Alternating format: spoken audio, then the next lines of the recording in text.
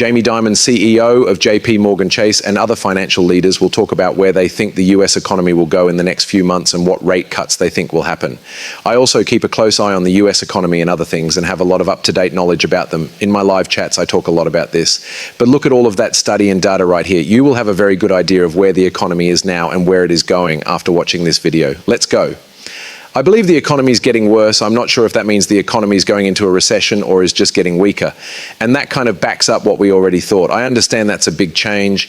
People want to know what's going on with consumers right now, which is kind of related to our last point about the state of the economy and how hard it is to predict. They still have money to spend. It's a little different for people with different types of pay. They still have jobs. People tend to respond to that. There are a lot of different things going on in the market right now, such as falling consumer spending and comments. At the same time, corporate profits are still going up. It's hard to know what it all means, and that's why I've always been pretty skeptical of most predictions. We need to wait and see. There is also a lot of information out there. The Fed hasn't said what they'll do. Rates will probably go down, but I don't think that'll be because of the market. Let's see. Next week they'll cut. They are going to cut, and I think they should cut 50. They're likely going to cut 25. It will depend. The CPI number that comes out tomorrow or Thursday sounds interesting. I think they should go 50, but I think they'll only go 25. After that, we'll start making the rate go down. Still, you can put together a portfolio to get this kind of profit. Plus, you can still stay in the front to the back of the yield curve and get that return. It's been a little longer because your real rates are now pretty exciting. Get the interesting things at real prices. Now, these real rates are fine out of the curve if inflation is around 3%. At this point, your old peer or colleague Jamie Dimon has said that the economy is getting worse. Do you think the economy is getting worse? To begin with, I believe it is complex, and that sound bites are very hard to take out of context. And I put them into two groups. The first thing is what our own data tells us. The second is what you see in a bigger picture. We have a lot of data that shows that things are very stable. To give you an idea, I know you guys talked about this morning, sometimes customer spending stays the same from one year to the next. Credit is as good as it's been in the last 6 months for people of almost all income levels. In fact, it's probably going in a better direction. Companies are doing really well. We look for signs of any kind of change, but you don't see them. On the other hand, there is a big difference between consumers with higher incomes and those with lower incomes that persists and is a real problem.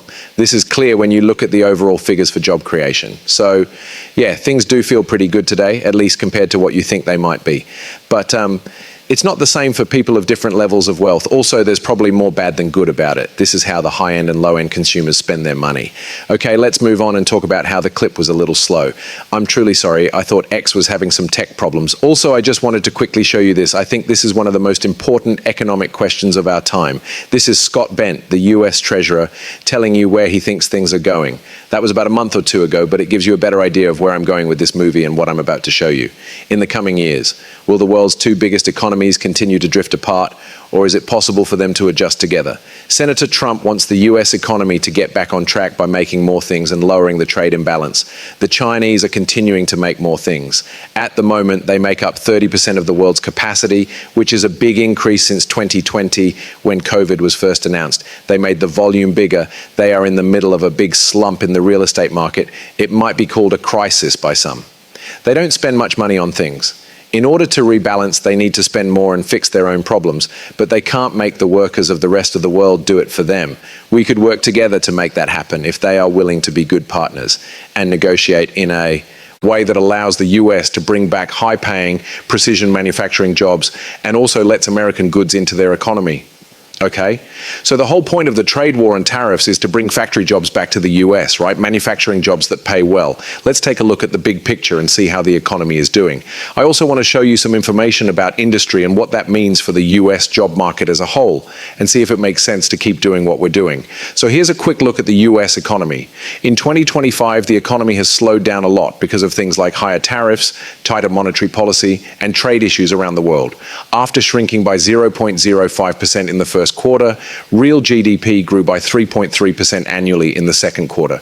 However, the overall growth for the first half of the year was only 1.4%, which is about half of the 2.8% growth seen in 2024. Forecasts say that growth will be less than 1% in the third quarter and will only slightly improve in the fourth quarter as the effects of the One Big Beautiful Bill Act's fiscal boost measures start to show. Right now, tariffs bring in $183.6 billion, with a record $31.4 billion coming in just in August. Who has to pay the fee? Importers and businesses in the US pay the tariffs immediately. Most studies show that US companies have to pay more than half of the tax costs. According to a new study, 86% of taxes are paid for by businesses and people in the US. According to new figures, US businesses will pay a little more than half of the costs of tariffs in 2025, and the consumer share price will rise above 67% in the next few months. In fact, it's much higher. What it means for companies and farmers. Farmers and US farm exports to China fell 39% year over year. Soybean exports are expected to lose more than 25 million metric tons, and corn exports could drop by as much as 90%. Right now, we sent about $12 to $14 billion worth of soybeans and corn to China last year. Well, nothing this year. For farmers in the middle of the country, that's a big hit. In the first half of 2025, the farm trade gap grew to $28.6 billion.